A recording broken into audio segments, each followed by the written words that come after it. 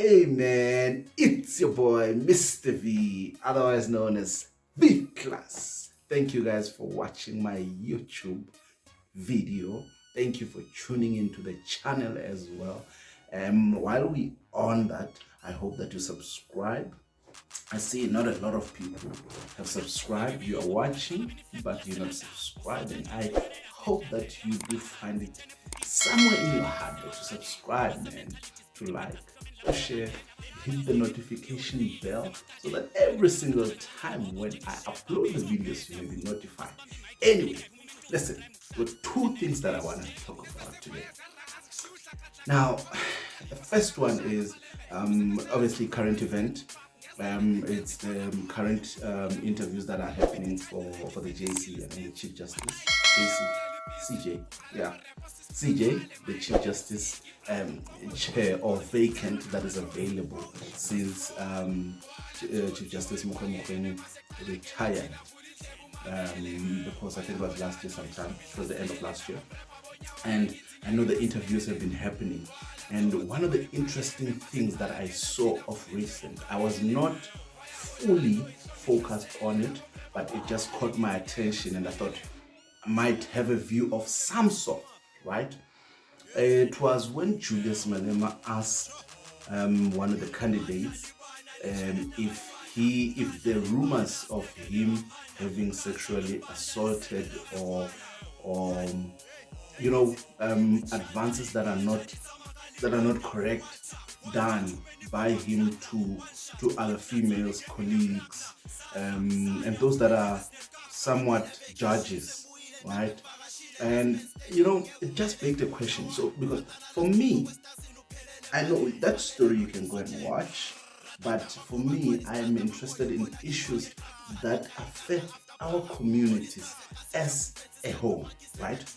Now, he then asked this question, and to me came the fact that, as men, there are a lot of things that we perpetuate, sometimes because we don't know, sometimes because we think we've got that power, sometimes because of whatever mentality that we have, right?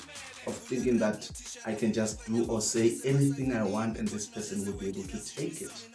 And to a certain degree, sometimes we even say, if you don't take it in this way, if you can't take it in this way, then you are not worthy of being in the circle.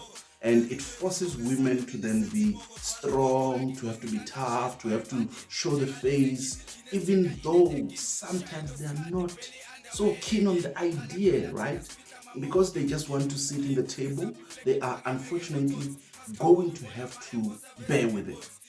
And for me, it was very interesting. Obviously, okay, the judge did say that no, he has never done it. It's allegations, it's rumors, and so he dismissed all of that.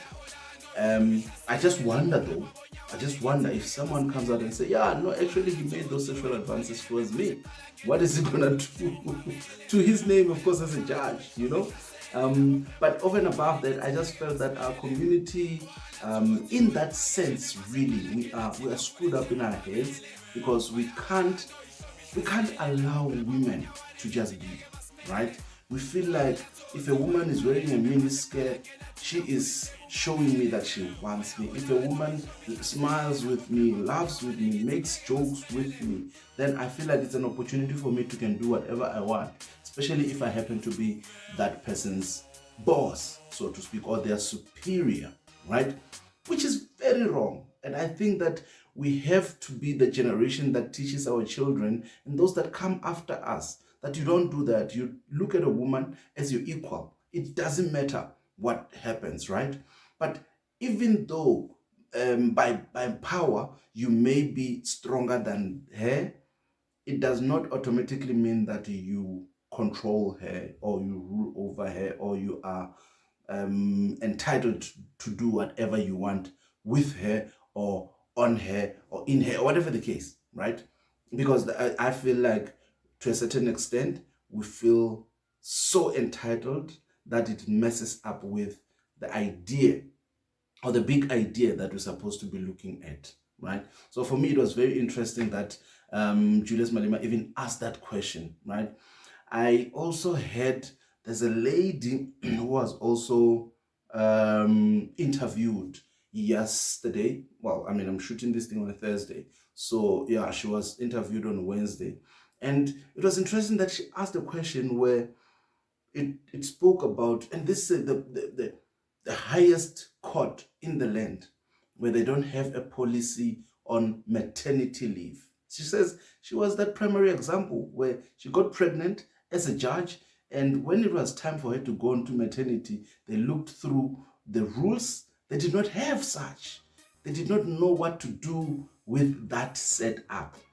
And I was like, wow, okay, it is interesting that the highest court in the land does not have certain rules and regulations for the people who are operating in that space for those people.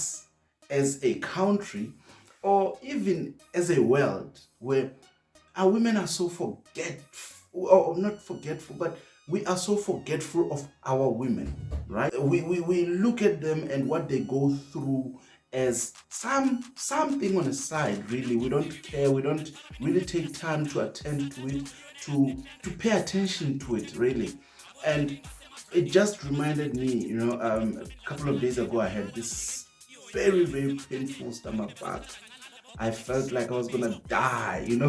And prior to that, I was chatting to someone who were going through their pure pains. And when they spoke about the pain, I did not understand because I've never gone through such a pain. I will never go through such a pain.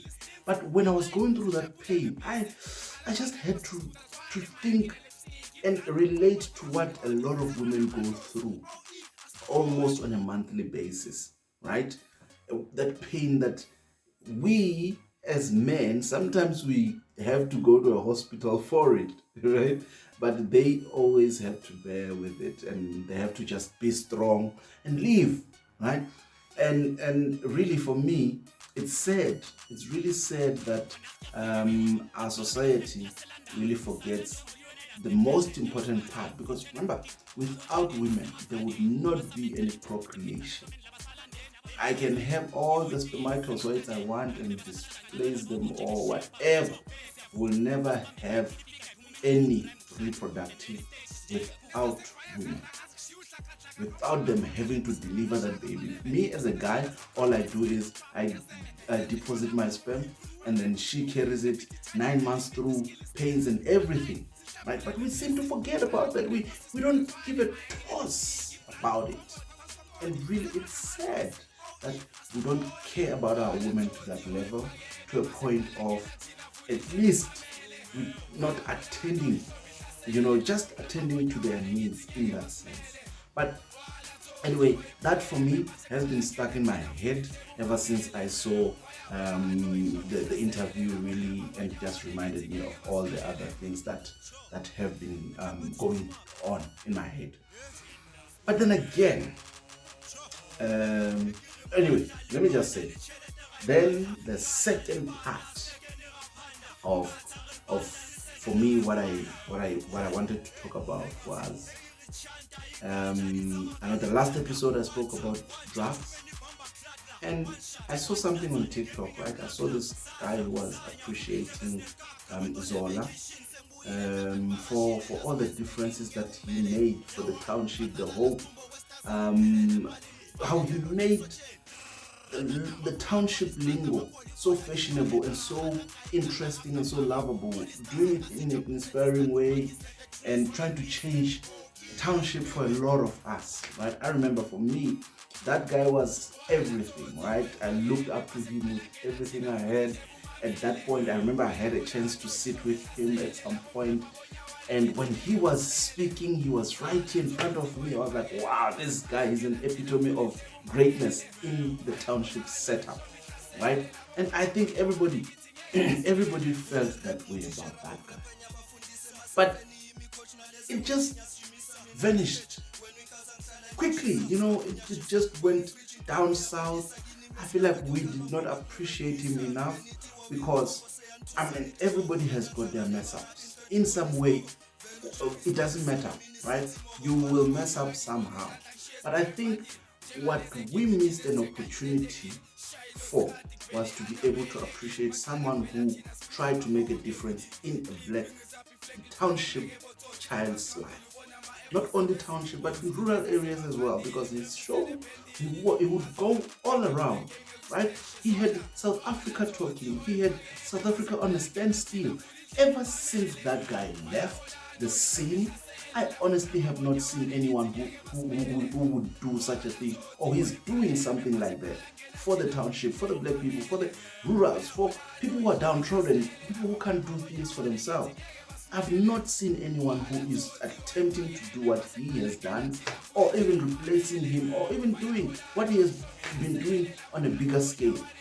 All that we're trying to do is to live for me, myself, and I, right? We are swimming, we're trying to get our heads above water and all of that stuff, but we don't care about those who are drowning. And that guy, for me, he was that guy who was drowning but trying to pull people up as well. He had his mistakes in whatever way you might want to look at it. He had his fumbles, his flops, all those things. But at least he had a neck and a nerve to be able to try and change lives for others. You might say he was selfish in whatever way, he did this and that and the other, but at the core of it, he still focused on the lives of black people and trying to bring them up, trying to change lives. Ever since he left the scene, again I say, nobody has been there to try and do what he wanted to do or what he wanted to achieve with our life. You might look at him now and say whatever we want to say about that guy. I think we have missed opportunities. We have missed a whole host of things that we could do for our people. Whereas he tried. He did what he could, he did what he had to do at that point in time, and that's all that he could achieve and he could afford to do, right? If we are not able to, in this generation, take lessons from what he tried to achieve and try and bring it into this generation and push it forward, then I'm sorry, man. I'm really sorry. We are just a lost generation. Because I'm focusing on me, I'm focusing on mine, I'm focusing on what will benefit myself. And by so doing, just want to say that we are really messed up. We are really, we lost, man. We are really lost. Every single time when you think about someone who comes from the township, now, today, you don't think of good. But when that guy was in TV, when that guy was doing his music, we knew there was a lot of hope. I remember a lot of groups, a lot of music groups drew a lot of inspiration from that guy. A lot of guys wanted to be in television because of that guy. Didn't even come in for too long, but the impact that he made, his impact, it surpasses a lot of our politicians to this day. Those who have got power, those who can do it, right?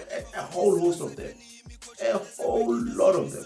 They will tell you, yeah, we're doing it silently, whatever. But look, we don't care about your silence. We don't care about you doing it without being seen and so forth. We want to see it. We want to experience it. We want it to go all over like Zola did. And for as long as there is no one who is willing to carry that township life on their shoulders, then we are a lost generation, unfortunately. It's sad to think about it. It's heartless to a certain degree, but it's true. We really are lost. We really don't have hope, so to speak. It's sad, right? But it happens. It's one of those, man. It's one of those. Anyway, those are the two issues that were in my head. Those are the two things that I wanted to talk about. Don't forget, man, to subscribe, to like, to share, hit the notification bell, and we're good, man. We're good. Mr. V, I gotta be out of here.